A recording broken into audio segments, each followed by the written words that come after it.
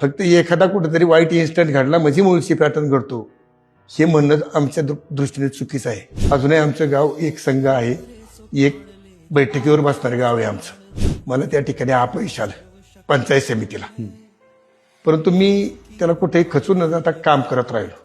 दादांनी मला जिल्हा परिषदेला काम करण्याची संधी दिली आणि जिल्ह्यामध्ये मग मी 2 नंबरच्या मताधिक्याने निवडून आलो. 55-60 वर्ष ती पायवारी त्यांनी केली पंढरपूरची. तेव्हापासून आमच्या घराला तो संप्रदायाचा वसा आहे. एका टायमालाच आम्ही 3 मजली शाळेची इमारत बांधली. त्याच वेळेला व्यायाम शाळेची सुद्धा इमारत असेल, गावामध्ये अंडरग्राऊंड ड्रेनेज असेल, कॉन्क्रीट रस्ते असतील, ह्या सर्वच गोष्टी माझ्या काळखंडामध्ये त्या ठिकाणी मी केल्या.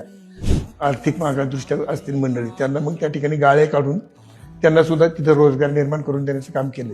106 कोटीची कामं तालुक्यामध्ये आणली. मी गाव भागापुरताच नाही आणली, तर संपूर्ण तालुक्यामध्ये 106 कोटीची कामं आणली. यांना थोडेसे पीठगिरणी असतील, ताडपत्रे असतील, सर्व म्हणजे शेतकऱ्यांना, अल्पभूधारकांना, शिलाई मशीन असतील, अशा ज्या काही वैयक्तिक जेवढ्या काही जिल्हा परिषदेला स्कीमा होत्या त्याचा जास्तीत जास्त लाभ, वैयक्तिक लाभ देण्याचा प्रयत्न मी माझ्या त्या 12 ते 17 ह्या कालखंडामध्ये तालुक्यामध्ये केलाय. कुठलंही चांगलं काम करत असताना विरोध होतो.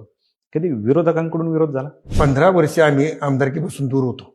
घरामध्ये असणाऱ्या सर्व फॅमिलीमध्ये मी एकमेव कार्यकर्ता, सर्व कुटुंबियांनी मला स्वीकारलंय किंवा याला मोकळा सोडायचा राजकारणात. परंतु आता घराघरात पुढारी झालेत, घराघरात कार्यकर्ता झालाय, प्रतिष्ठा हेच राजकारण झाले. पण याला कलियुग म्हणतो, तर कलियुगामध्ये स्वार्थी लोकांचंच राज्य चालतं. बऱ्यापैकी तालुक्यातल्या जमिनी गेलेल्या आहेत आणि ते एक फार मोठी शोकांतिक आमच्या तालुक्याला म्हणजे आहे की त्या खऱ्या विकल्या गेल्या नाही पाहिजे होत्या. त्याच्यासाठीच आमच्या तालुक्यातल्या नेते मंडळींनी कारखान्याची निर्मिती केली होती.